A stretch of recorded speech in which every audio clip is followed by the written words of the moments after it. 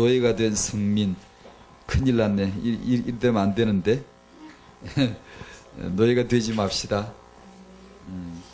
될 수도 있네. 이스라엘 가족은 전도와 선교를 몰랐기 때문에 고통 속에 들어갔다. 요셉은 전도와 선교를 알았고 애굽 또한 선교지가 되었고 이스라엘 백성을 회복할 수 있었고, 요셉 이후에 전도 선교를 놓침으로 노예가 되었다. 출애굽기 1장 20절 22절 말씀에 하나님이 그 산파들에게 은혜를 베푸시니 그 백성은 번성하고 매우 강해지니라. 그 산파들은 하나님을 경외하였으므로 하나님이 그들의 집안을 흥왕하게 하신지라. 그러므로 바로가 그의 모든 백성에게 명령하여 이르되 아들이 태어나거든 너희는 그를 나일강에 던지고 딸이거든 살려두라 하였더라. 아시죠? 요셉 사후에 애굽에 정변이 일어나고 요셉과 관계없는 새로운 정권이 들었습니다. 두트모스이스 새로운 정권이 들어서서 요셉의 민족 이스라엘 백성은 하루아침에 노예로 전락하게 되죠. 그 말씀을 하세요. 이 말씀에서 첫 번째, 복음 전도, 복음 선교를 정말 놓치면 안 되는구나. 정말 놓치지 말아야 돼. 우리 후대들에게 이 복음 전도 선교를 정말로 육아의 핵심이 되어야 되겠구나. 그걸 느꼈고, 또 하나는 이름에도 불구하고 하나님은 이스라엘을 구원하실 유월절이 다가오죠. 뒤에 이가가 출애굽 사건이 나오는데 모세가 드디어 태어나고 영세전에 작정된 하나님의 스케줄이 진행이 됩니다. 그래서 때로 이 일과에 나오는 내용에 또 그 전으로 전체를 놓고 본다면 하나님은 사단에게 잡혀서 노예가 된, 죄의 노예가 된 인류를 향한 하나님의 구속의 계획이 하나씩 세워져 가고 있습니다. 그래서 해방시키고 구원하시고 언약의 땅으로 데려가실 계획이 있으시죠. 그래서 저는 일본에서 또 다른 메시지도 좀 준비했습니다만 오늘 여기서는 그냥 이 정도로 하고요. 우리 육아로 바로 들어가도록 하겠습니다. 지난주 메시지 3번에 나오는 주권 문제에 대해서 그 메시지에서 연장해서 정리를 한 겁니다. 이 메시지를 준비된 이유는 아이를 키우는 엄마들이 너무 힘들어하세요. 지난번 메시지를 하고 나서 한 몇 사람 이 아이의 이 자아 고집 때문에 눈물 흘리는 엄마들을 만났거든요. 그래서 이 메시지를 한 번 더 연장해야 되겠다. 그런다고 답이 되겠습니까만은 그냥은 못 가겠더라고요. 그래서 이 메시지를 준비했는데 이 아이가 왜 이렇게 고집이 세지? 2살, 3살, 4살짜리인데도 엄마 표현에 의하면 이 아이는 내 머리 꼭대기 있어요. 나이가 30대, 40대 엄마인데 불과 한두 해, 두세 해밖에 살지 못한 이 애가 30살, 30년, 40년 산 엄마 꼭대기 머리 있는 거야. 이게 왜 이러지, 이게? 왜 이게 고집이 안 잡히는 거지, 얘가? 갈라디아서 5장 16절에 육체의 욕심을, 육체의 욕심을 이루지 아니하리라. 육체 욕심을 이루게 해서는 안 되는 거구나. 그래서 성령이 오셨구나. 갈라디아 5장 24절에 우리 정욕과 탐심을 그 육체와 함께 십자가에 못 박았느니라. 이렇게 말씀을 하시거든요. 그럼 아이의 자아도 그 육체의 자아의 정욕과 탐심도 십자가에 못 박아야 하는 건가? 나에게 있어서 육체 내 자아의 욕심 이건 한마디로 말하면 자기 마음대로 하고 싶은 인간의 육체거든요. 지 마음대로 하고 싶은 건데 자기가 하나님이니까 하나님 뜻대로 하는 거잖아. 맞잖아요.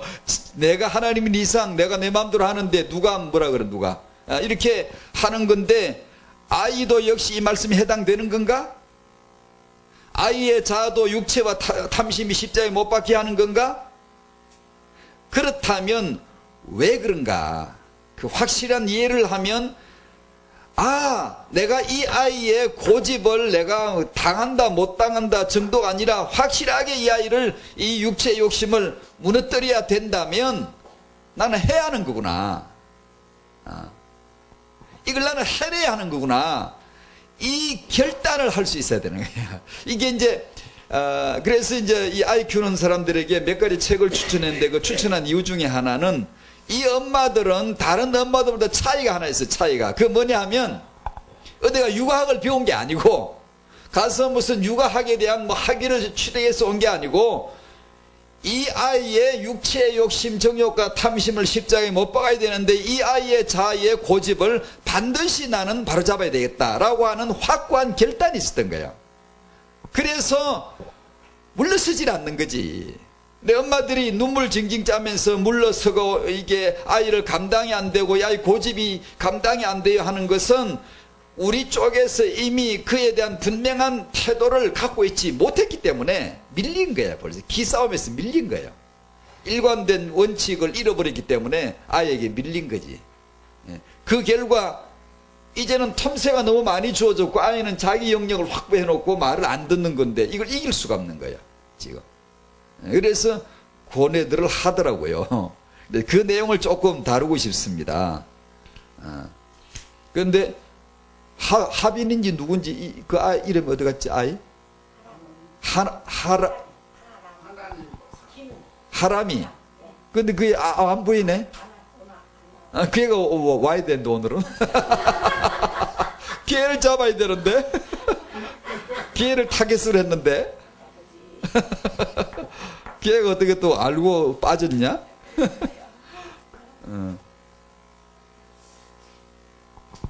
죄가 하나도 없는 것 같은 이 아이인데 왜 이 아이가 이렇게 고집이 센 아이가 됐을까? 이걸 그냥 두자니 그렇고 잡자니 내가 딸리고 왜 하나님은 이 자아와 육체를 수양하라고도 아니고 적당히 훈련하라고도 안 하고 십자가에 못 박으라는 거예요. 왜 꼭 그렇게 해야 되지?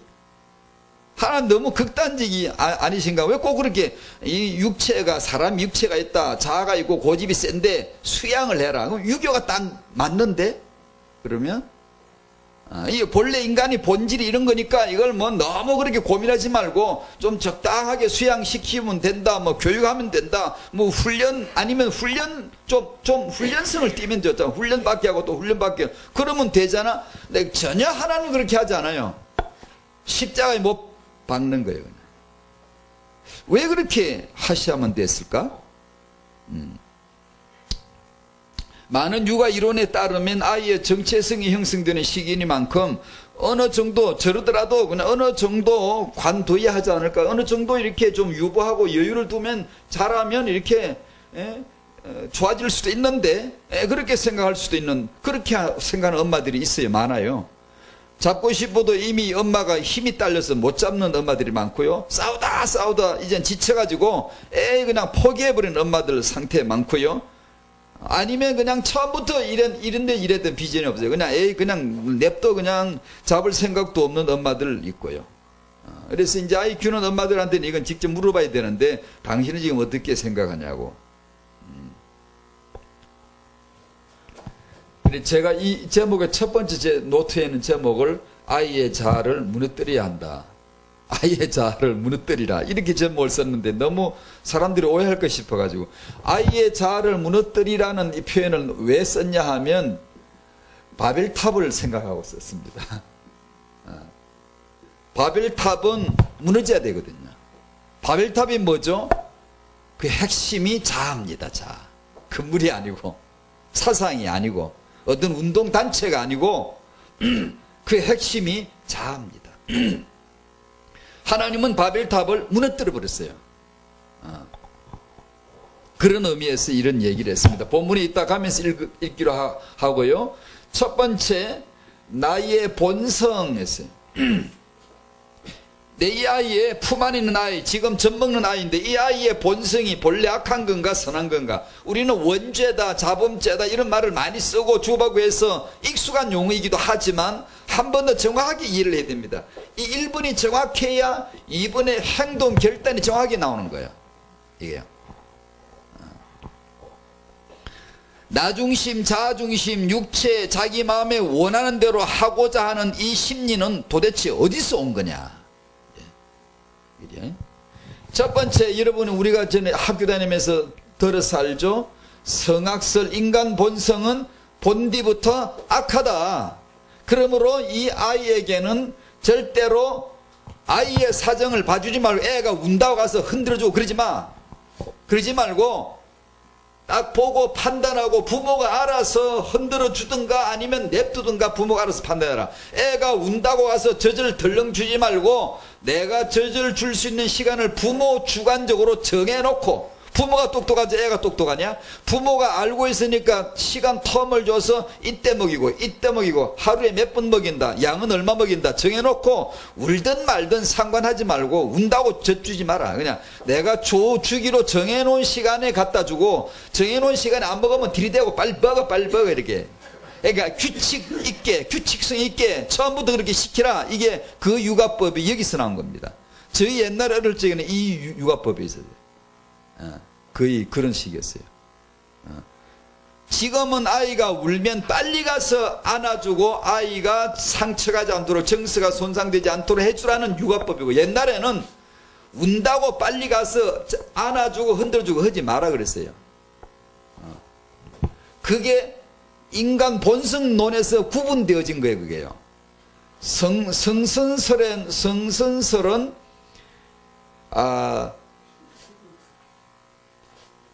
이것은 서양으로 말하면 루소로부터 시작된 운동이, 짱자꾸 루소가 시작했고, 동양에서는 맹자가 주로 이 얘기를 했고, 이 말은 자유주의, 자연주의, 요즘식으로는 열린 교육 이렇게 나는 거예요. 요즘식의 미국 공교육이나 서구의 민주화된 모든 공교육의 기조를 깔고 있는 게 열린 교육인데, 이 시스템이 여기서 나온 겁니다. 얘는 잘해, 너 칭찬해주고 격려해주고 이러면 사람은 잘하게 돼 있다는 거예요. 왜냐, 본디 선한데 본래가 무한한 잠재력이 있는데 그걸 갖다가 자꾸 뭐라고 그러지 말고 억압하지 말고 자꾸 이러면 너 제일이야, 너 최고야 이렇게 해주면 인간은 잘하게 돼 있다는 거예요. 그리고 이 도예지, 도시 같은 이런 데서 발박을 이렇게 살지 말고 전원주택, 전원교회, 전원 속에 유치원을 지어놓고 아이들을 자연 속에 집어넣고 물도랑을 다니고 뭐 개구리를 잡고 뭐 벌레를 잡아보고 산을 뛰어다니고 호연지기를 기르게 하고 자연주의 교육, 루소가 그걸 했거든요. 근데 그렇게 하면 인간은 새 속에 때 타지 않고, 어른들이 때를 묻히잖아. 애들은 본래 선한데 어른들이 때를 자꾸 묻히니까 어른들과 격리를 해서 따로 전원 같은 데 집어넣고 기숙사를 해가지고 좋은 선생 아래 좋은 학생을 집어넣어서 훈련받게 하면은 인간은 본래가 선하기 때문에 훌륭해진다라는 그게요. 자유주의, 자연주의, 열린교육이 이 선에서. 그래서 여기서는 아이가 젖을 달라고 울면 빨리 가서 젖을 주라. 그 육아법이 여기서 나온 거예요. 성악설을 기초한 육아법은 아이가 운다고 젖을 주지 마라. 내가 줘야 될 시간에 맞춰줘라. 이게 이제 여기 건강한 겁니다. 엄격합니다, 이 교육은. 저희 어렸을 적에는 학교 선생님이 앞에 교탁에 딱 서가지고 공부를 가르칠 때 매를 하나 들고 이렇게 좀 말 안 듣고, 아이들이 말 안 듣고 좀 선생님 기분이 좀 안 좋으시면 매를 하나 손 들고 딱 갖다 이렇게 딱 갖다 이래가지고 뱅뱅 돌리고 이렇게 너 이리 나와. 이렇게 나오면 손내, 손바닥 올리면 딱 때려. 안 들면 또 더 마음에 안 들면 손바닥 위로 올려. 이렇게 손톱을 갖다 탁 때려. 당연하게 그런 줄 알죠. 선생님이 당연하게 때리실 줄 알고 있고, 우리도 맞으면 당연하게 생각했지. 학부모님들도 당연하게 생각한 거야. 왜냐하면 아이는 엄격하게 해야 된다는 거야. 그게 성악설을 근거로 한 육아요 교육법이라 그게. 예, 지금도 이튼 스쿨이나 명문 학교들은 지금도 엄합니다. 미국이나 영국이나 아주 지금도 명문 보수에 속한 데는 엄하게 하는 데가 아직도 많습니다. 이 계열에 선 학교들이에요. 근데 거기서 큰 인물들이 많이 나옵니다. 큰 인물들이. 그냥 이게 막 이렇게 자유스럽게 하는 게 굉장히 좋은 것 같은데 정작 큰 인물들은 여기서 많이 나와요, 또요.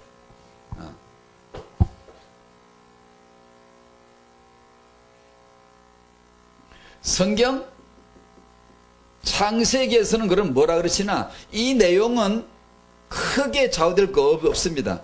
나는 그럼 젖을 먹일 때 아이가 울 때 빨리 가서 먹이는 게 좋은가 아니면은 내가 시간을 정해놓고 내가 알아서 주는 게 좋은 건가? 뭐가 더 좋을까? 답 없습니다. 그냥 알아서 허이소 그냥. 지가 알아서 그냥 하고 싶은 대로 하십시오.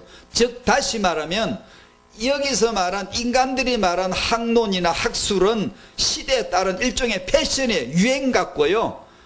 그건 바뀝니다. 항상 그 정답. 예를 들면 지금 이 시대에도 어떤 사람은 정한 시간을 젖을 주거나 아니면 아이가 울 때마다 젖을 주거나 상관없습니다. 이래도 성공한 사람이 있고 실패한 사람이 있고 이래도 성공한 사람이 있고 실패한 사람이 있고 그거는 자기 알아 할 일입니다. 크게 좌우되지 않아도 됩니다. 그거는 별로 그렇게 중요하지 않아요. 뭐 이유식은 애를 젖을 떼는데 지금은 언제 해야 된다. 옛날에 저는 일찍 뗐거든요. 그건 지금은 일찍 떼면 오히려 나쁘다 그러고 길게 떼라 그럽니다. 뭐 일찍 떼도 뭐 잘 자란 놈 잘 자랐고 좀 안 되면 안 되고 지금 길게 먹어도 못된 놈 못되고 잘 된다. 별 크게 진리는 아니다 이 말입니다. 그건 이제 시대에 따른 일종의 유행 같습니다. 이건요.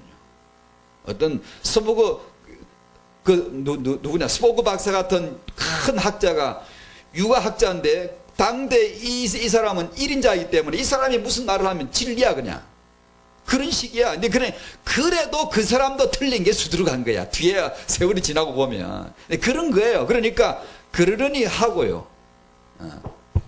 창세기에서 말하는 것은 여러분이 너무 잘 아시는 거지만 또 한 번 정리하는 거예요. 인간은 누구냐? 다시 말하면 타영하 시간에 타영하는 누구냐라고 하면 되는 거예요. 이 타영하는 누구냐? 첫 번째, 인간은 하나님의 형상으로 창조된 피조물이다. 이렇게 나와요. 인간은 하나님의 형상이다. 형상으로 된 피조물이다. 이 말은 다른 식으로 표현하면 인간은 하나님 절대 의존적 존재이다 라는 뜻과 같습니다. 다시 말하면 인간은 하나님과 관계없으면 인간 아니야. 인간 존재, 인간 이유, 인간 가치 모두 다 없어져 버리는 거야. 내 존재, 내 가치는 전부 다 하나님과 관계 있을 때만 있어지는 거예요. 나는 하나님의 형상이요 하나님의 피조물이니까 절대 의존적 하나님에 대한 절대 의존적 존재예요. 내가 은혜를 못 받으면 즉시 인간이 아닙니다. 여러분이 만약에 예수 그리스도의 은혜를 입지 않고 은혜가 없다 내게 지금 그러면 딱 바로 그 즉시부터 인간처럼 아니게 삽니다. 짐승처럼 살아. 그냥 하나님의 영광을 위한 관계가 없이 살아. 그냥 사람이 당장 불신자는 처음부터 물리니까 그렇게 산다 치지만 우리도 마찬가지예요. 은혜가 지배하지 않으면 사람은 순간 그냥 이상하게 이게 하나님과 관계가 없어져. 그걸 성경은 뭐라 그러죠? 죽었다라고 말하는 거예요. 죽었다. 언제 죽었죠? 하나님을 배반하고. 그걸 뭐라 그러죠? 죄라 그럽니다. 이것을 저주라 그럽니다. 이것을 사망이라 그래요.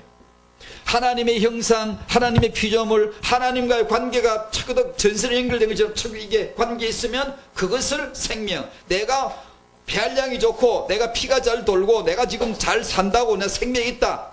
그런 거는 짐승 같은 소리고 그거는 짐승 네페시란 말은 짐승도 네페시, 인간도 네페시예요. 인간도 사람 생물이고 짐승도 생물인데 짐승은 그냥 짐승과 인간이 똑같은 게 원어도 똑같아. 인간의 차이는 그 사람에게 생기를 불어넣었을 때 생명이 된 거예요. 생명. 근데 그 하나님을 배반하고 죄에 빠지고 하나님을 떠나면 관계없으면 멀쩡히 아까와 어제와 같은 창세기 3장 이전의 사람과 같은 사람인데 똑같아. 공부하고 돈 벌고 사는 건 똑같아. 사람으로 사는 건. 그러나 사단 말 듣고 하나님을 떠난 그 순간부터 이 사람은 죽은 사람이야. 그걸 살았다고 하지 않아요. 자요, 사람을 지으시고 거기다가 생기를 넣으시니까 생명이 되니, 생기는 하나님 영이에요. 다시 말해 하나님 자신이에요. 그런데 창세기 3장에서 인간이 하나님을 떠남으로 이 생명이, 영이 떠나심으로 인간은 뭐가 되지? 사람이 된 거야. 사람. 똑같아. 공부하는 것 같고 돈 버는 것 같고 지식이 같고 다 같은 것 같아. 근데 그건 단지 사람일 뿐이에요. 이것을 성경은 죽었다라고 말하는 거예요. 성경이 말할 때 살았다는 말은 사람이라고 산 게 아니고 하나님의 영이 임재해야 되는 거예요. 이제 여러분이 성령이 임하지 않으면 절대 신앙생활 안 돼요. 아무리 똑똑해도 안 돼. 그건 사람일 뿐이야. 사람. 생기가 와야 돼. 영이 들어오면 성령 내주하셔야만 생명이 되는 거예요. 하나님과 관계 있게 사는 거예요. 이제 주일날 되면 예배 드릴 줄 알고 교회 나올 줄 알고 그 예배에 생을 걸라 그러고 기도에 온 마음을 다하여, 찬송 부를 때 온 마음을 다하여 하려 그러고. 왜 그래 되죠? 그러지 않으면요, 사람은 육으로, 이걸 사람이라 그래요. 사람, 이거 육. 그것만 딱 남는 거예요, 사람이. 그러면 말씀은 생명으로, 영으로 말씀이 임하고 내게 받고 그러는데, 이게 육적으로 되면 아무것도 은혜를 못 받아요. 사람이 멀쩡한데, 똑똑한데, 지식이 있는데, 그것은 생명이라고 하지 않아요. 그걸 갖다가 하나님을 떠남으로 이것을 죄라 그래요. 어떤 행동으로 죄를 지은 그 죄가 아니고, 그것도 죄지. 그러나 그걸 말하는 게 아니에요. 하나님을 떠난 것, 하나님과 관계 없는 것, 그것이 죄요, 저주예요. 그러면 이 사람은 그냥 사람으로만 사는 거예요. 사람일 뿐이에요. 그러니까 생명과 사명의 기준은 내가 살았다고 산 게 아니고 기준이 하나님이 있다고. 하나님이 계시면, 함께 하시면 생명, 하나님 함께 안 하면 죽은 거예요. 이것을 구체적으로 오늘 이제 표현해서 이것이 바로 자아 우상 숭배자다라고. 저희들이 대부분 너무나 소홀히 했던 자아 문제. 십자가에서 우리 자아를 못 봤는데 우리가 너무나 기독교에서 소홀히 했던 이 자아 문제. 인간은 완벽한 자아 숭배자가 돼버린 거예요. 자아 숭배자가 뭐죠? 하나님을 밀어내고 그 자리에 나아가 자아가 딱 올라가 있는 겁니다. 자아가. 하나님을 향해 있어야 될 인간이 이제는 전부 다 자기를 향해 있습니다. 자기를 의식합니다. 자의식, 그걸 갖다 자의식이라고 그래요. 세상 문화는 강구도 없고 자의식이 없고 필요 없고 오직 신의식, 하나님을 향하여 찬송과 기도와 예배를 드려야 되는데, 이게 이제 하늘을 향할 수 있는 문이 닫혀 있고 전부 자의식이에요. 사람 눈을 보고 의식을 하고 체면을 의식하고 저 사람이 나를 어떻게 볼까? 하나님이 하늘에서 나를 어떻게 보실까? 이 생각은 별로 없고, 저 사람이 나를 어떻게 볼까? 저 목사님 나를 어떻게 볼까? 이런 것만 쫙 있는 거예요, 이제. 이거는 신앙이 아니야, 이거는. 신앙이 아니야. 자중심이, 자중심. 창세기 3장 5절에 뱀이 하와에게 뭐라고 그랬냐면, 이거 먹어, 빨리 먹어. 하나님과 같이 되라, 그랬어요. 네가 하나님 같이 되어. 이렇게.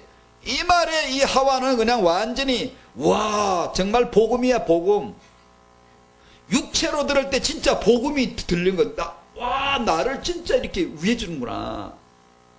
기쁜 소식처럼 들린 거야, 이게. 이래가지고는 그 말대로 한 거야, 말대로. 마귀의 말대로 한 거예요. 무슨 말을 했죠? 너가 하나님 되라는 거예요. 여러분은 누군가가 여러분의 이름을 깊게 세워주고 여러분의 명예를 높여주고 이렇게 할 때 조심해야 됩니다. 목사님 메시지 너무 좋은데요, 즉각 1초 안에서 뜰어내 버려야 됩니다.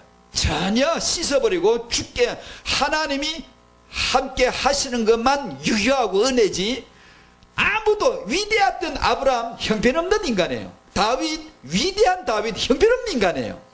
왜 그런 줄 아세요? 하나님이 유기시켜버리는 거예요. 왜냐하면 나만 나야. 너희들은 전부 다 피조물이고 넌 절대로 예수 없으면 안 되는 거야. 네가 잘났어? 바닥에 내동댕이를 치는 거죠.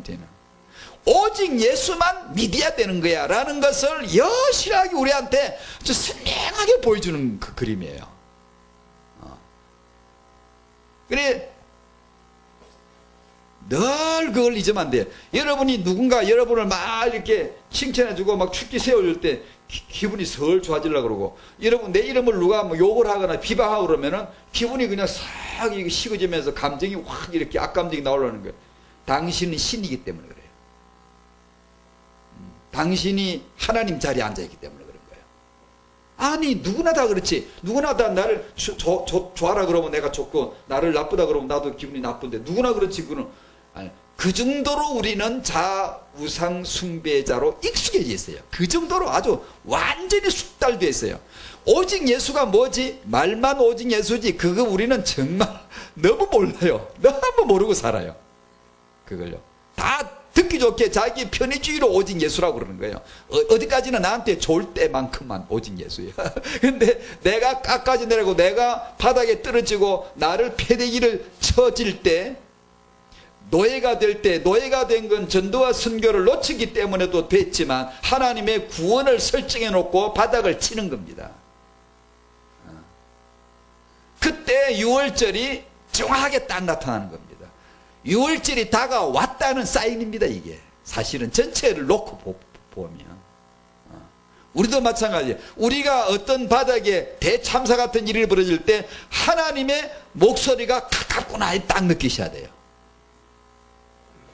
예수 믿으면 아무 일이 없나요? 다 형통한가요? 천만에 거짓말하지 마세요. 병도 들기도 하고 바닥에 때리쳐지기도 하고 낭패를 당하기도 하고 괜히 엄한 놈 옆에 있다 나도 같이 화를 당하기도 하고, 예, 괜찮습니다. 그때마다 하나님은 넌 피조물이잖아. 넌 하나님 은혜가 없으면 안 되잖아. 넌 오직 예수만이 필요한 존재잖아. 이것을 확인시켜 콕 찔러 넣어주는 겁니다. 콕 찔러. 그 자리에서 우리가 바닥에 패대기를 쳐지면 그 자리에서 무릎을 꿇고 주여 주여 정말로 이걸 발견하게 된다면 하나님은 기뻐하세요. 그런 대가를 치르고서라도 우리 입에서 예수 예수야 오직 예수뿐입니다, 주의 은혜뿐입니다, 요 말이 나올 때 하나님은 승리를 하신 거예요. 하나님이 이기신 거예요. 그것을 영광된다 그러는 거예요. 내가 혹시 어려운 일이 있어도 상관없어요. 하나님은 반드시 회복시켜 주시겠죠. 만약에 안 되면 상관이 없다 생각하세요. 모든 걸 다 초월해. 그건 상관없어요. 하나님께 영광되면 되는 거야. 나는 골수에 오직 예수가 아니면 안 되는구나, 요것만 깨달아 간다면 하나님은 승리하신 거예요. 그것이 피조물이에요. 우리 명함이 원래 없는 거예요. 우리는. 하나님 형상이니까.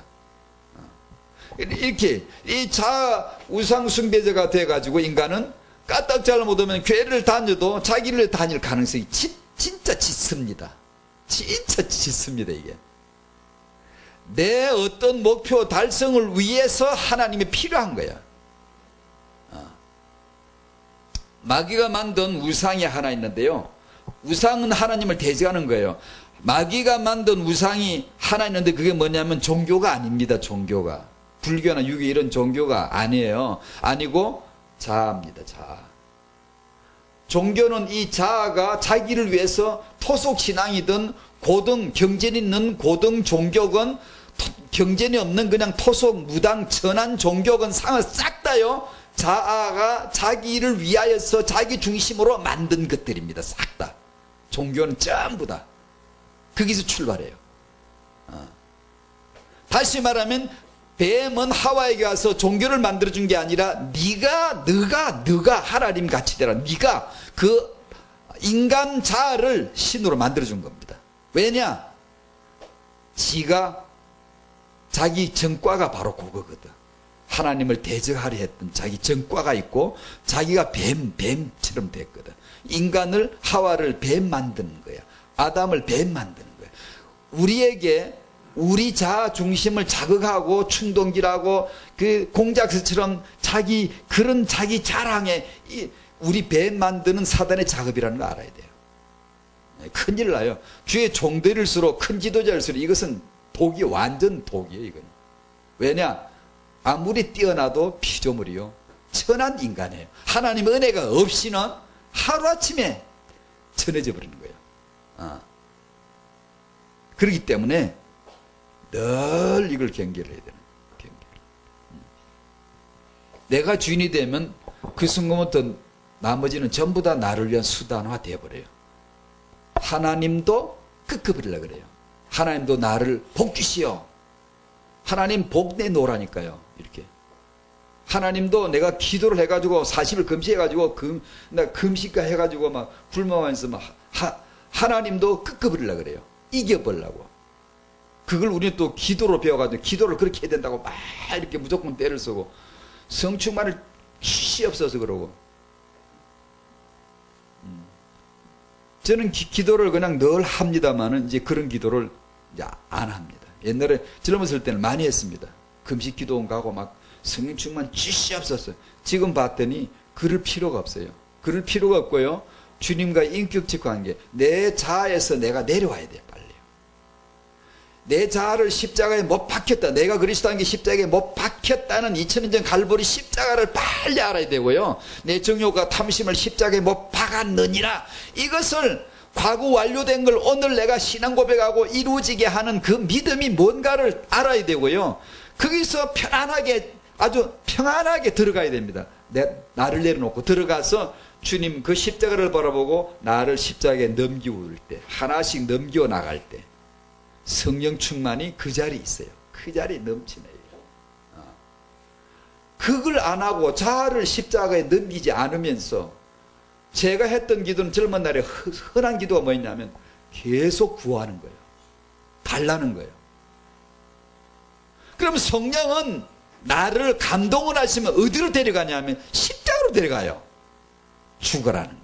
네가 세계를 끝까지 다니는 것도 중요하지만 그 자리에서 죽어야 돼. 너는 빨리 죽기부터 해야 되는 거야. 근데 이것을 우리 기독교인 동료들이 사실 너무 잘 몰라요. 예수님 죽고 나 살았다 이것만 알지 내가 죽었다는 것은 생각을 잘 못해요. 이러면 내 자아 중심의 신앙 태도를 늘 견제하게 돼요. 그러면 부부 사이에도 불편하고요, 자식 관계도 불편하고요, 기독교인들끼리도 사이에도요 갈등이 막 생겨요. 왜냐하면 전부 지중심이니까. 예. 이런 그 낭패를 기독교인들이 갖고 있거든요. 그게 많거든요. 그리고 우리가 이 정욕과 탐심을 십자가에 못 박지 않은 그런 신앙 태도는요, 십자가의 도의 복음, 십자가는 죽고 사는 거거든요. 나 죽고 예수가 내 안에 사시는 거예요. 그게 십자가의 도예요. 이 메시지가 듣기가 싫어요. 듣기 싫은 사람 있나요? 지금 이런 메시지 듣는데 띵띵 띵겨 나가고 폭 들어. 예 감사합니다. 폭 이래야 되는데 띵띵 튕기는 사람이 있어요. 진짜 있어요. 강북에 가면 의정부 전도학교는 제가 몇 개 다니는 전도학교 중에서 가장 영적 분위기가 좋아요. 좋다고 제가 말할 수 있는 건 아니지만 서보면 알거든요. 메시지가 그냥 놀랍게 나옵니다. 이렇게 막 이렇게 나오는데 여전히 나오면서도 여전히 말 삐딱한 사람이 있어요. 왜 꼭 저렇게 말을 하지? 왜 사람을 찌르잖아. 사람을 찌르잖아. 이렇게 비난을 하면서도 꼭 오는 사람들이 있어요. 왜 아냐 하면 얼굴 봐서도 알지만 그 교회 목사님 사모님이 알려줬어요. 이렇게 아부개는 메시지를 듣고 꼭 가면 한마디씩 한다는 거예요. 이렇게 왜 꼭 그렇게 찌르고 이렇게 설교를 꼭 그렇게 하냐고 이런 식으로. 그러면서도 안 빠지고 계속 와요. 왜 그런 줄 아세요? 그거 지금 자아와 말씀의 갈등 전쟁이 지금 붙은 거예요. 근데 어떤 사람은 메시지가 너무 세, 너무 강하고 찔러 이러다가 그래도 늘 듣고 싶은 거야. 그래도 내 영의 깊은 곳에 너무 듣고 싶은 거야. 나를 괴롭히는데 너무 좋은 거야. 이 양면 속에 시달리다가 어느 날 마음을 탁 열고 지금은 메시지를 아주 잘 봐요. 근데 그냥 뭐 감사 편지를 막 써 보내고 늘 보내고 막 목사님 지난주도 지나갔는데 지나가다가 다시 목사님 불러가 또 와가지고 인사를 합니다. 목사님 제가 정말 많이 변화됐어요. 내가 지금 너무 많이 경신됐어요. 자기는 아프지만 듣다가 드디어 마음이 열렸을 적에 너무 변화된 자기 내 삶이 너무 많이 바뀌었습니다. 내가 아무개 목사님이 족합니다. 내가 요새 정말 많이 바뀌었습니다. 왜 그러냐? 그를 왜 그러냐면 이 편한 메시지가 십자가의 도는 불편한 거예요, 원래가. 왜냐? 죽이라는 건 죽는 거거든요. 등을 두드려 주거나 다독거려 주거나 이런 게 아니에요, 이거는. 넌 누구냐? 넌 죽어야 돼, 이게. 근데 그것을 제가 인간적으로 인격적으로 한 말이 아니거든요. 그게요. 저도 그런 말 하고 싶지 않거든요. 인격적으로 왜 그런 말을 해요? 남을 왜 불편하게 합니까? 좋은 말을 하지. 사람 중심으로 사람을 기쁘게 그런 식을 갖다 사도 바울은 다른 복음이라고 한 거예요. 그걸 갖다가. 이게 자아숭배자가 되면 지독한 이기주의자 돼요. 자기 외 나머지를 싹 다 수단화 만들어버려요. 아내, 왜 이 아내와 결혼했나? 나를 위해서 한 거야. 이 아내는 왜 이 남편을 필요로 했지? 결혼했지? 자기를 위해서 한 거야. 근데 다 자기를 위해서 한 거야. 내가 이 사람 만나면 뭐가 좋겠다는 거야. 내가 이 교회를 만나서 내가 이 교회 안에서 교제를 나누면 뭔가 좋을 것 같아. 다 그런 게. 그러다가 마음에 안 들면 화가 나는 거야. 이 남자 만나면, 이 여자 만나면 내가 내 결혼 생활에 내 장래가 굉장히 도움될 줄 알았는데 도움되는 거는 그냥 이게 쪽팔리고 이게 하나도 도움 안 되고 그냥 힘들게 생겼거든. 화가 나는 거야. 근데 부부가 막 붙는 게 살아보니까 별로 도움 안 돼. 그러니까 화가 나는 거야. 어느 날 십자가 박혀야 돼. 아, 이 정욕과 탐심을 십자가에 못 박았구나. 내가 그리스도와 함께 내가가 바로 이거거든요.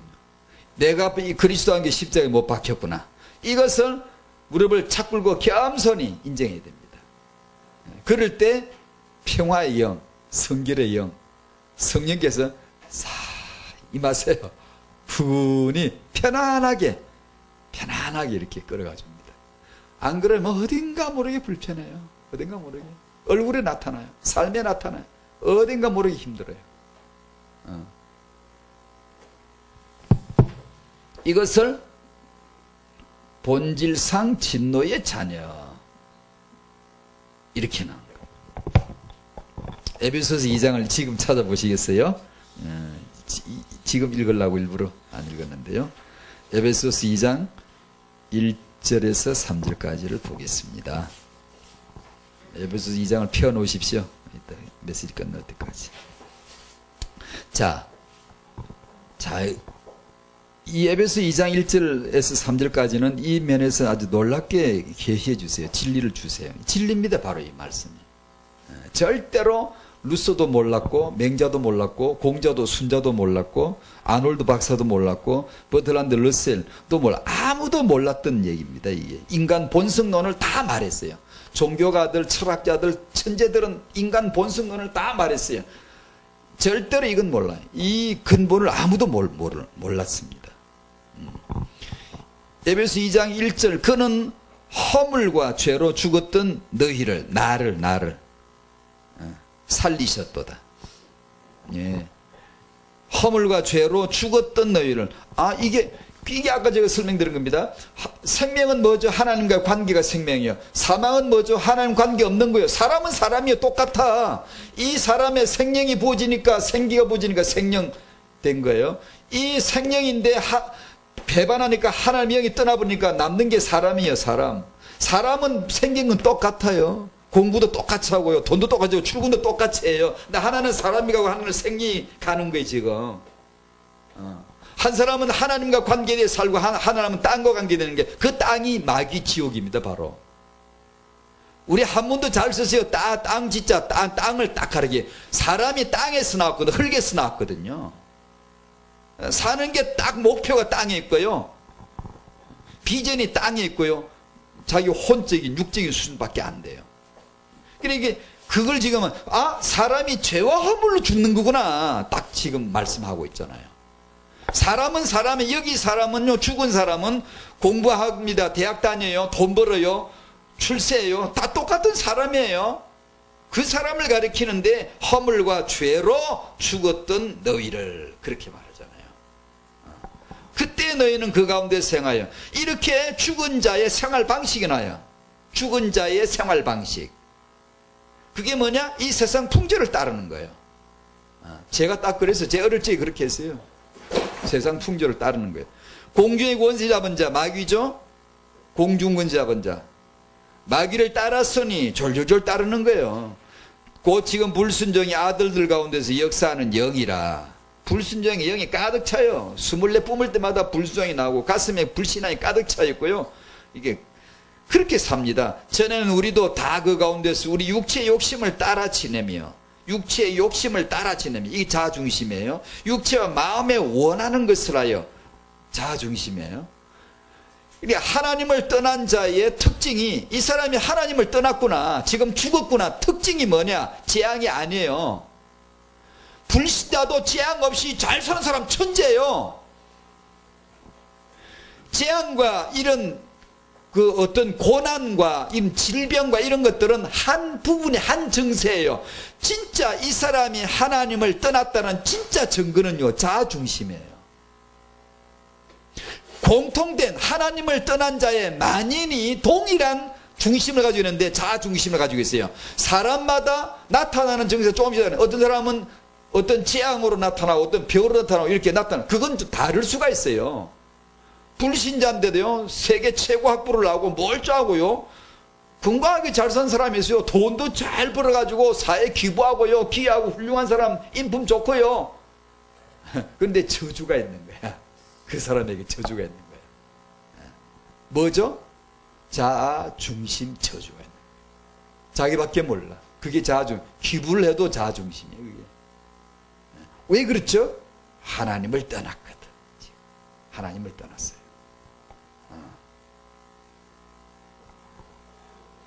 본질상 진노의 자는 자요, 여기서 죽었던 너희라. 마귀를 따르고 공중을 잡은 자 마귀를 따르고 이 악한 영, 불순의 아들들 가운데 역사하는 영에 잡혀가지고 본질상 진노의 자니였더니 이럴 때 그 누구냐, 뭐 옛날에 자관 막 전과 한 20, 30번 되고 얼굴에 칼자국이 한 서너 개 나 있고 기운터가 뒤지직 찍혀 있고 팔이 한 개는 덜덜 없고 누가 봐도 깡패야, 흉포한 사람이야. 저 사람은 잔인한 사람이야. 누가 봐도 알 수 있는 그런 사람을 여기서 가리킨 게 아니고, 만약에 당신의 품 안에 있는 아주 너무나 소중하고 너무나 예쁘고 모든 사람을 기쁘게 해주는 이 아이가 만약에 이런 아이라면, 이 지금 에베소 2장 1절에 3절이라면은 그걸 믿겠냐 이 말이야. 여러분, 그게 얼마나 충격입니까? 설마 그걸 정말 믿겠냐고. 이 아이 자아중심이 에베소 2장 1절 2절 3절 그대로 가지고 있다. 흉악범이 아니고 이 너무나 천사 같은 이 아이가 바로 이 아이다. 흉악범과 동일한, 저 잔인한 흉악범과 동일한 영적인 본능을 가지고 있다는 것을 정말 부모가 인정할 수 있느냐 얘기예요. 그걸 이해를 해야 되는 거예요. 그걸 이해를 해야 2번이 이제 나오는 거죠. 2번. 자아가 우상이 되어 하나님이 되어 있는 이 본질상 진노의 자녀인 내 아이를, 이 1살짜리를, 이제 돌도 안 된 이 나이를 어떻게 내가 육아할 거냐, 이게는 이제 진지한 고민이 필요한 거예요. 애 키우는 게 육아예요? 이런 애를 에베소 2장 1절 1절 3 이런 애를 애 잘 먹이고 공부 잘 시키고 그게 육아예요? 맹자같이 순자같이 하면 돼요? 루소같이 하면 돼요? 아니, 전혀 이거는 말이 안 되는 거예요. 왜냐? 동일하게 전부 다 하나님을 떠난 죽었던 사람들이 했던 말들이에요. 그러니 우리가 복음 육아다, 말씀 육아다, 그건 정말로 잘 박힌 모처럼 때리 박혀야 될 진리입니다. 그걸 그 예사로 우리가 들으면 진짜 큰일 납니다. 엄마 아빠들이 그걸. 자, 첫 번째, 사랑과 칭찬이라는 일반 육아책에서 어디나 나오는 내용이에요. 무신론자도 이 말하고 불신자도 이거 알고 하나님 욕하는 안티도 육아 말할 때는 이렇게 말해요. 하나님 욕은 해도 육아를 말할 때는 사랑과 칭찬으로, 사랑으로 키우고 칭찬으로 키워야 된다라고 다 말해요. 그 정도로 보편화된 일반 상식입니다. 이해할 필요가 있어요. 잘 이해할 필요가 있어요. 이 아이가 자랄 때는 이 사랑과 칭찬이 얼마나 필요한가를 충분히 이해를 해야 되고, 이것이 충분하게 기반이 깔려야 그 다음 것이 제대로 해석이 되지. 사랑과 칭찬이 안 깔렸는데 그 다음 거 아무리 잘해도 왜곡되고요, 잘못될 수밖에 없잖아요. 이건 맞습니다. 맞는데 이건 여기서 말하는 루소도 말한 거예요. 여기는 맹자도 말해요. 순자란 말은 성악설을 믿었던 사람, 순자, 맹자, 공자 이런 사람들인데, 이제 누구든지 이 말 하는 거예요. 수양을 하고 사람을 이렇게 사랑하고 칭찬하고 이렇게 하면 잘 된다는 것을 누구나 말을 했어요. 우리는 절대 필요가 뭐죠? 주의 교훈. 에베소 6장 4절입니다. 이것은 어디서 나오죠? 오직 예수에게서 나옵니다. 그러니까 타영아 메시지는 인간을 길러내는 것인데, 이 인간을 길러낼 부모들에겐 완전 복음운동이 들어가야 돼요. 완전 복음운동이 돼야 돼요. 그저 그냥 제가 아무것도 모르는 사람이 이걸 태영아 사역이라는 이상한 이 닉네임이 붙어가지고 이렇게 되는데, 그저 작은 저의 나름대로 결론이지만 이 결론 갈 수밖에 없어요. 그렇게 끌려갈 수밖에 없어요. 이게요. 왜냐? 이건 오직 예수로만 되는 거예요. 오직 말씀으로 되는 거예요. 이거는. 왜냐? 이거 안 한 사람도 훌륭한 말은 너무 많이 하고 다 했어요. 다 했어요.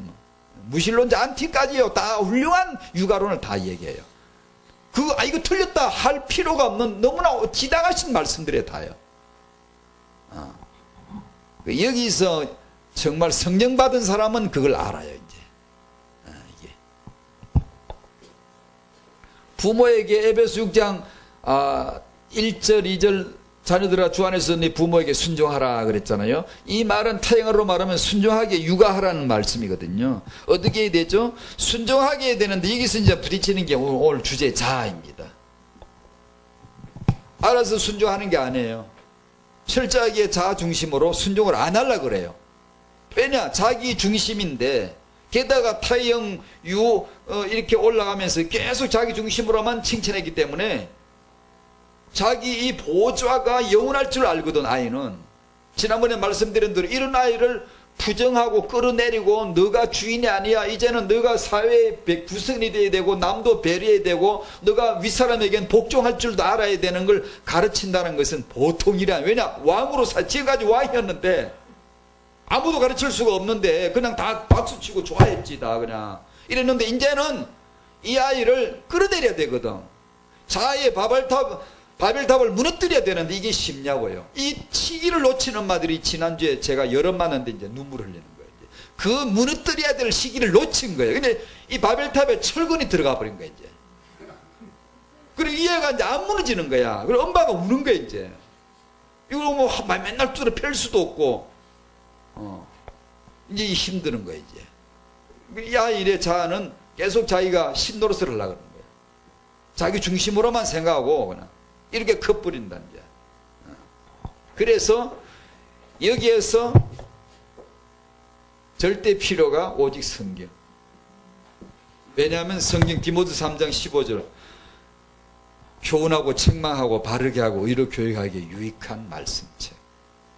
그래, 그만큼 중요한 게 성경입니다. 그래서 성경을 결혼해서 아이 낳기 전부터 벌써 청년 때부터 이 성경 읽기를 가르쳐줘야 돼요. 우리가 성경 읽기 하고, 결혼해서 부부끼리 앉아서 성경 읽어야 돼. 성경 통독, 성경 예배 드리고 이렇게 하다가 성경 읽기 익숙하고 성경 읽으면서 거기서 말씀 받는 게 익숙해지고 해가지고 자연스럽게 아이를 낳고 이렇게 해야지, 그 안 하고 가만히 있다가 아이가 났으니까 성경으로 해야 된대, 오늘 목사님 그런데 해가지고 흘러가면 이게 이제 안 되는 거예요. 왜? 지금 힘든 부모들이 딱 그런 추세에 그거예요. 그냥 자기는 영적인 기반이 안 잡혔는데 뭘 해야 되는데 이게 안 되는 거예요. 이게 그걸 알겠는데 들었는데 안 되는 거예요. 이제. 그게 그냥 거의 대다수라고 보면 돼요. 대다수라고 보면 돼요. 지금. 그러니까 어떻게 그걸 어떻게 늦더라도 말씀운동, 늦더라도 복음운동, 늦더라도 부모운동을 해야 돼요. 결코 늦는 게 아니거든. 그냥 뭐 아이 키우는 거, 엄마들은 또 그걸 또 원해. 자기는 영적으로 힘도 없으면서 아이도 하나 지배를 못하면서 뭔가 아이를 이렇게 잘 이렇게 컨트롤할 수 있는 거, 뭔가 기막힌 어떤 방법이나 기술이나 어떤 그런 걸 정보를 얻으려고 그런단 말이에요. 전혀 그건 아니거든요. 사실은요. 성경 말씀은 도구가 아닙니다. 내가 갖다 쓰고 싶을 때 쓸 수 있는 도구가 아닙니다. 내가 이해하면 되는 논리가 아닙니다. 내가 이렇게 이해하면 되는, 깨달으면 되는 논리가 아닙니다. 내가 인용해 갖다 쓸 수 있는 논문이 아니에요. 성경은. 성경은 그저 내게 좋은 정보를 주는 지식 쪼가리가 아니에요. 성경 말씀은 내가 이 말씀으로 아이를 암송시키고 가르치면 아이를 잘 가르칠 수 있는 훌륭한 육아 도구가 되겠다고. 그런 게 아닙니다. 내가 이 말씀을 갖다 이 아이가 가르치면 이 순종을 가르치기에 참 좋겠다. 암송을 시키면 참 좋겠다. 그렇게 갖다 쓰는 도구가 아니에요. 모든 책은 도구요, 도구. 내가 읽으면 돼. 내가 깨달으면 돼. 성경은 깨달은 책이 아니에요. 그 불교 신자들은 뭐래? 불교는 불교 말씀을 공부하면서 깨달아가면서 내가 변화되어 본래 내 모습 부처자리로 툭 들었으면서 내가 본래 부처였지. 열반의 자리로 툭 들어가는 거예요. 그걸 깨닫는 게 불교예요. 우리가 교회를 다니면서 깨달으면 되고 이해하고 자꾸 이렇게 해서 내가 변화되었지. 그거는 기독교가 아닙니다. 전혀 이 복음 체험을 안 해본 사람들은 전부 그런 식으로 살아요. 아니요, 그건 불교인입니다. 그거는. 성경은 내가 공부를 해서 이해를 하고 깨닫는 책이 아니고, 말씀은 내가 이걸 이렇게 깨달아가 이해하고 이렇게 해서 내가 변화되어 가겠지. 그래서 내가 하나님 자녀답게 살 수 있겠지. 성화되어 가겠지. 그런 게 아닙니다. 그게 아니고, 말씀 어느 날 하늘에서 툭 떨어져 은혜로 어떻게 왔는지 궤적도 안 보여. 어느 날 내 속에 툭 떨어지는 거야. 이 말씀의 씨가 내 마음밭에, 그 마음밭에 영을 말해. 영을 내 영의 영요 생명의 말씀이 내 영에 툭 떨어지면 이 말씀이 안에 와가지고 이 공수부대 낙하산 타고 오듯이 말이에요. 휘 떨어지고 이 안에서 낙하산을 착 펴는데 탁 안착해가지고는 거기서 싹이 툭 나고 그리고 툭툭툭 하면서 내 마음을 지배하고 혼을 뚫고 삶으로 쭉 뻗어나오는 거예요. 이럴 때 그걸 복음 체험이라고 하는데요. 은혜로 됐구나 이게. 이거 완전히 내 깨달아 된 게 아니라 내가 믿습니다 해서 된 게 아니고 완전히 이게 하나님의 믿음이 내 안으로 쏙 들어온 거예요. 내 영으로 들어온 거예요. 예정을 따라 영수전에 작정하신 대로 그 은혜를 쫓아 내 안에 툭 말씀이 하나 떨어지면 거기서 싹이 나와서 발아요. 쭉 커가지고 밖으로 터져나옵니다. 나와버려요. 그럴 때 네 배에서 생수의 강이 흘러나리라. 배에서 영생이 거기서 막 역사를 하고 이래서 이건 내가 한 게 아니야. 이건 은혜였구나. 이거 지가 알아. 자기가 알아요. 그러면 이 사람은 금방 예배가 되어져 버려요. 왜냐하면 은혜로 되어지기 때문에 그냥 바로 무릎을 꿇어요. 복종. 그게 예배라 그러네. 예배 순서가 예배가 아니고 예배 순서대로 맨날 앉아서는 복종하지 않는 사람은 그 예배한 게 아니에요. 그거는 예배 출석 도장 찍고 간 거지. 예배가 출석부냐 그게? 그게 아니고 딱 무릎이 꿇혀지는 거예요. 감사합니다. 내가 아직 죄인 됐을 때 나를 사랑해 줬어요. 내가 일한 게 없는데 하나님 의로 여겨줬어요. 나는 원수 됐을 때 하나님이 나를 품어줬어요. 그걸 이제 은혜로 알게 되니까 그냥 예배지. 그냥 예배가 되는 거예요. 너 예배해야지. 예배할게요. 11조에 예하죠. 근데 이게 안 된 사람을 11조로 가르치려면 어지러워. 11조 이런 복이 있습니다. 복이 있어. 자중심의 충동질이 되는 거야. 똑같이 예배도 예배하면 축복이 있습니다. 이 말이 은혜를 받은 사람에겐 감사합니다. 이것도 은혜, 저것도 은혜 다 감사한데 이 이 은혜가 처음에 안 되고 자아중심이 된 사람에게 예배를 하면 이런 신령한 복이 있습니다라고 하면 그것이 순전히 자아중심적인 축복이 되는 거야. 그래서 내가 예배를 하면 이런 복이 있겠구나 싶어서 하다가 신앙생활을 하다 보니 복이 지 맘대로 되나? 예수 믿어도 안 되는 게 많거든. 왜 안 되는 게 많지? 오직 예수가 되게 하려 하시는 하나님의 세밀한 간섭이거든 그게. 근데 그게 해석이 안 되는 거야. 그게 해석이 안 되지. 왜냐하면 지중심으로 살았는데 그게 해석이 될 리가 있나? 그러면 이제 낙심이 되는 거야. 믿음이 이상하게 싹 짜부러져서 체면상 말은 못하지만 은근히 예배를 그냥 한 달에 한 번 정도 빠져먹는다. 나중에 한 달에 2번 정도 빠져먹는다. 이게 믿음을 추진해갈 추진력이 없어지는 거야. 어떤 사회에서 내가 사회악이나 어떤 문제에 죄가 팍 접근을 하면 이길 수가 없는 거야. 빵 넘어요. 안 넘어진 척하고 사는 거지. 안에 힘이 없어요. 그래서 더뎌도 좋고 소수라도 좋고 복음이 체험이 돼야 돼요. 그게 정확해야 돼요. 그게 안 되면 계속 훈련받아야 됩니다. 또 훈련 또 계속 해야 됩니다. 안 돼요. 지금 집중 훈련으로 지금 와 있는데 정말 여기서 끝을 봐야 돼요. 정말로. 저는 그 훈련 시스템의 핵심으로 안 들어가 있습니다만 어떻든 간에 정말 끝을 내야지 안 그러면 안 됩니다. 이게 또 나중에 이게 또 희부돼가지고 또 뭘 하나 만들어야 돼. 아니 원점으로 차라리 원점으로 가버려야 돼. 그냥 유목사님서부터 우리 모두가 싹 다 그냥 오직 예수는 그리스도 복음 선포로 그냥 전부 다 들어가 버려야 돼. 그 강력한 영성으로 뒤집어야 돼. 사람들이 예수면 된다라고 하는 그 영성이 확 불어버려야지. 안 그러면 맨날 예수는 그리스도인데 이게 걸리고 저게 걸리고 훈련? 아니에요. 그건 훈련이 아니에요. 예수가 그리스도란 일에 다 땅 때려서 다 돼버려야 그 다음 훈련이지. 이게 안 된 상태에서 훈련으로 된다? 그런 법은 없거든. 기독교가. 사도행전에 그런 건 없어요. 그래. 그래서 이 예수가 그리스도라는 그리스도만 답이다 라고 하는 데에서 이 은혜가 다 임해야 됩니다. 안 그러면 여전히 뭘 하죠? 자기가 깨달아야 돼. 자기가 이해해야 돼. 자기가 뭐 공부를 해야 돼. 내가 신학 공부를 하면 뭐가 될 줄 알고 자꾸 뭘 하는 거예요. 아니에요. 은혜는 오는 거예요. 내가 깨닫고 내가 이해하는 게 아니에요. 내가 죄인 됐을 때 턱 임하는 거예요. 하나님의 믿음이 내가 믿은 게 아니라 하나님 믿음이 내 안에 툭 들어오는 거예요. 그러면 언제 믿지? 그러면 언제 이렇게 되냐? 깨달아지는 이렇게 믿음은 들음에서 나요. 그래 전도자가 필요했고 전도 집회가 필요했고 메신저가 필요한 거고. 그래서 사람을 초청해서 듣게 하는 게 필요했던 거고. 그러다가 성령께서 하나님의 시간표에 탁 이렇게 건드려 내시는 것이. 그러면 툭 들어오는 거야 안으로. 믿어지는 거야. 그러니까 우리는 믿어진다 딱 그러는 거예요. 그걸 은혜라고 하는 거예요. 이것이 다 있어야 되는 거예요. 안 그러면 우리 기독교인들이 종교인처럼 살아요. 무능력해요.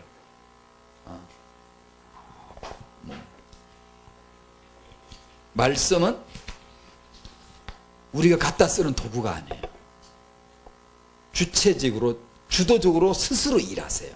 그분은 하나님이세요. 내가 끌어다 쓰는 도구가 아니에요. 그분은 하나님이시라고요. 이 말씀이 너희 믿는 자 안에서 역사하느니라. 말씀이 어떤 논리가 아니에요. 어떤 글자가 아니고 어떤 이론이 아니에요. 말씀이 주체적으로 역사하시는 하나님이에요. 너희 믿는 자 안에서 역사하느니라. 아멘. 그게 말씀이에요. 말씀은 살아있고 활력이 있어. 좌우의 날선 어떤 검보다도 더 예리하다. 말씀이 임하면 혼과 영과 및 관절의 골수를 착착착 찔러내나. 말씀이 주체적으로 스스로 역사하세요. 이렇게. 그럼 우리는 어떻게? 받아요. 그걸 받는다. 영접한다. 아멘, 아멘. 그래서 말씀 앞에는 자세만 있을 뿐이에요.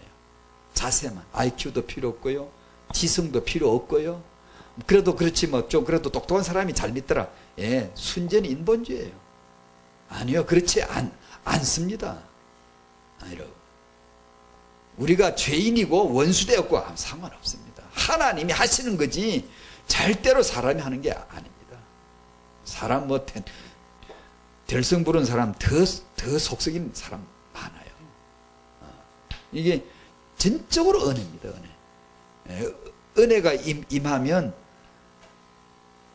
죄인 중에 괴수라고 딱. 내가 제일 죄인이라고 그러고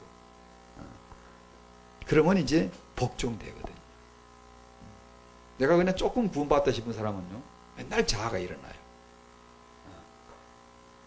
이 성경 말씀.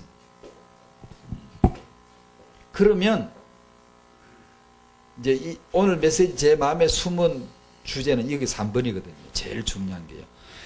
이 내용과 이런 걸 정말로 이해 체험. 여기서 부모의 자기 행동 결정이 나오는 거예요. 그리고 제가 우리 교회 읽으라고 한 박삼순 씨 책이나 박삼순 군사님 책이나 제스터 사무 책이나 제임스 답슨 박사 책 이런 것들은 그것대로 그대로 하는 게 아니고 우리가 어느 정도 이 부분을 어느 정도 알았다 그 사람들은. 제가 간혹 장난처럼 인용했던 해리스 부부 이야기도 그 아들이 거역할 때 불순종하고 대들 때 한 번 딱 대들었는데 한 방에 끝내는데 후라이팬으로 갈겨버렸거든요. 후라이팬으로 갈겨버렸거든요. 근데 그 아들은 평생을 두고 진심으로 감사를 하더라고요. 우리 어머니가 그때 나에게 정확한 걸 가르쳐줬다는 거지. 우리도 후라이팬을 들고 설치란 말이냐 이게 아니고 그 엄마 기질에 딱 맞는 거예요. 근데 자기 방식, 그래서 자기 방식을 찾아야 돼요. 누가 책을 읽거나 어떤 사람이 하는 걸 보고 그대로 흉내내면 안 돼요. 자기 옷이 있는 거예요. 자기 성품과 자기 기질에 따라 맞는 방법을 해야지. 너무나 이렇게 안 맞는데 저 사람이 후라이팬을 설치하고 내가 한번 설쳐봐라. 진짜 맞지 않고요. 그리고 먹히지도 않습니다. 그런 식으로 하면. 확신에 찬 결행으로 온 것이지 내가 이렇게 한번 해볼까 이렇게 하면 될 것 같은데 그런 게 아니잖아요. 근데 그 엄마는 그게 맞아. 성격이 괄괄하고요. 그런 사람이에요. 그러니까 딱 맞는 거 자기 방법이 있지 그게. 근데 그거는 그래도 된다는 뜻이에요.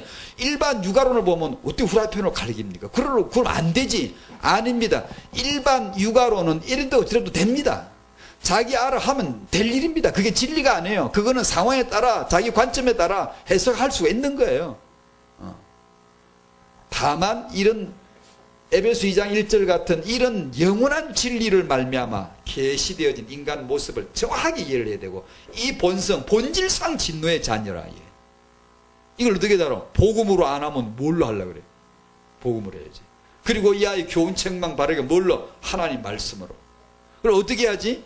말씀으로 적용해서 가르치는 게 아니라 그런 것도 있지만 말씀이 이 아이 속에 들어가면 말씀이 이 아이에게 교훈을, 말씀이 교훈하지 내가 말씀을 들고 교훈하는 게 아니고 우리 그걸 가르치잖아. 가르치면 짱나 애들이.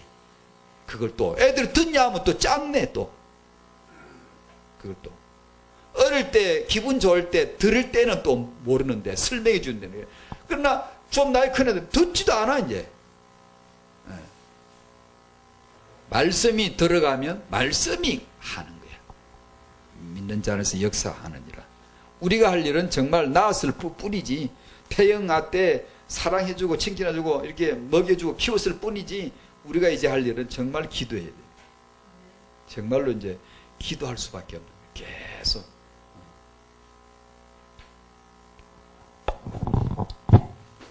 이 결정에서 이 체험, 이 이해에서 영적인 이해에서 이제 사랑과 단호함이 나오는 거예요. 근데 그런 아까 소개해드린 그런 사람들이 그런 게 다른 사람하고 달랐던 거예요. 저희하고 달랐던 거예요. 저는 전혀 그런 거 잘 몰랐거든요. 이 아이 시기에 이렇게 사랑과 단호함을 가지고 딱 내 주관과 딱 어떤 육아 철학이 있어가지고 딱 해야 되는데 이걸 몰랐던 거예요. 근데 이 사람들은 그게 이제 딱 돼 있는 거예요. 엄하게 하건 뭐 하여튼 그 사랑과 단호함이 딱 달라요. 다른 사람보다 달라요.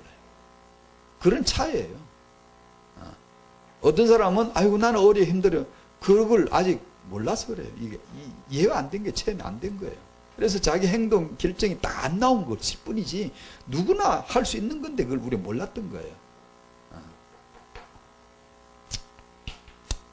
이게 이제 사랑과 칭찬으로 아이를 버린 부모들 사랑 없이 타이거맘으로 타이거맘은 이제 예일대학의 에이미 추아라는 교수가 처음으로 썼고 이것이 지금은 보편화되어 쓰이고 있는데 한국에 타이거맘 많거든요. 많은데 미국에도 더 많아요.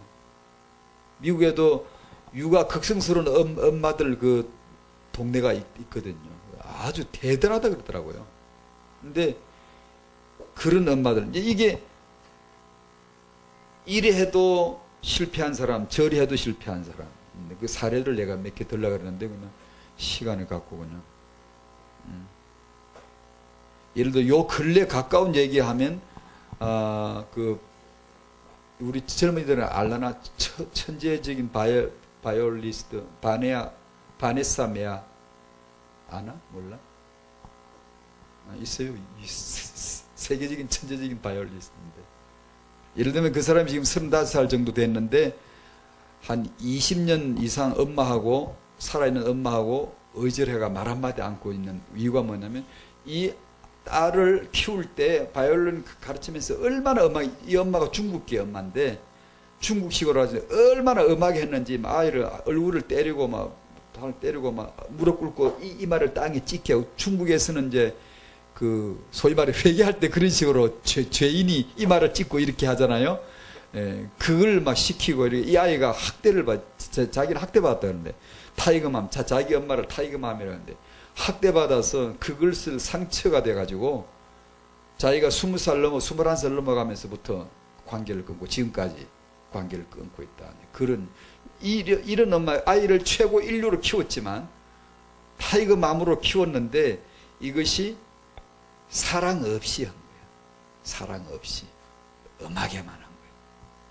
반대로 하나도 엄하지 않고 너무 편하지만 이게 그냥 사랑과 칭찬으로만 했지만 그런 아이를 버린 실패한 부모들도 많고 그래서 그런 사례들을 우리 스스로도 우리 주위에서도 알 수가 있는데 그래 이제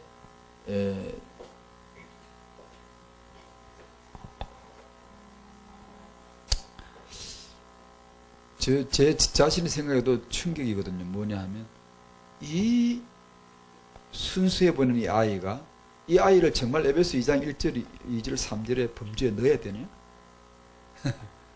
본질상 진노의 자녀 맞나? 세상 풍조를 따르고 공중의존자를 졸졸 따르고 마귀를 졸졸 따라다니고 이런 영에 잡힌 아이로 이 아이가 그런 건가? 그렇게 커갈 건가? 대비해야 됩니다. 만약 그걸 인정한다면 대비를 해야 돼요. 그래서 이제 돌도 안 돼서 막 엄마들 보고 미리 앞으로 1년 6개월이나 1년 뒤에 될 일을 지금부터 막 책 읽으라 그랬습니다. 이거 포럼을 이게 과제를 내주고 이거 읽고 포럼 써라고 막 했습니다. 미리 공부하라고. 미리 그래 엄마들 읽고 다 놀랬더니 이 엄마가 이렇게까지 난 이렇게까지 생각하지 못했다. 왜냐 그 엄마들 지독하게 했거든. 아주 지독하게 애들을 다뤘거든. 이렇게 안 되는 건 뭐 절대 안 되고 막 이렇게 몇 번이라고 해도 안 되는 건 안 되는 거고 막. 그러니 그 씨름이 싸움이 너무 치열하거든. 아이는 자아중심으로 이때까지 살아왔는데 그걸 내려놓을 수가 없지. 엄마는 그걸 꺾어야 되지. 그러면서도 이 아이를 인격적으로 손상가지 않도록 품위 있게 키워야 되지. 야, 이거는 뭐 정말 인격적인 설명 또 설명 또 설명 그 단호하게 또 체벌을 가하면서 또 설명에 또 하면 이런 그 치열한 전쟁을 확 치르고 나서 드디어 평온이 딱 오는데 복종할 자 복종하고 규범을 딱 갖춰가는 그 치열한 전쟁을 치르지 않은 사람은 지금까지도 그 전쟁 중에 계속 그냥 시달리고 근데 이 엄마들은 그 한동안 작정하고 전쟁을 붙은 거예요. 물러서지 않고 그래 성공을 한 사람 그 아이들 속에 하나님의 사람으로서의 규모가 들어가고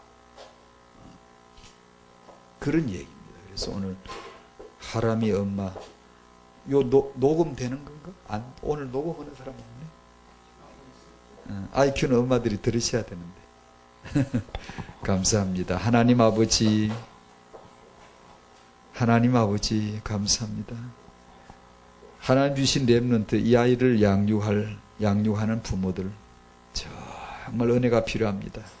예수 은혜 입게 하시고 성경 말씀의 은혜 입게 하시고 이 아이가 본성이 성경에서 볼 때 이 본성이 무엇인가를 정확하게 알게 해주시고 체험하게 하여 주시고, 절대로 이 아이는 복음으로 다뤄야 되며, 말씀으로 다뤄야 되며, 하나님이 다루셔야 되며, 말씀이 다루셔야 되며, 정말 은혜가 있어야 되며, 성령이 계셔야 되며, 정말 영적인 힘이 있어야 됨을 알게 하여 주시옵시고, 그 육아 현장에 하나님의 복이 임하게 하옵소서.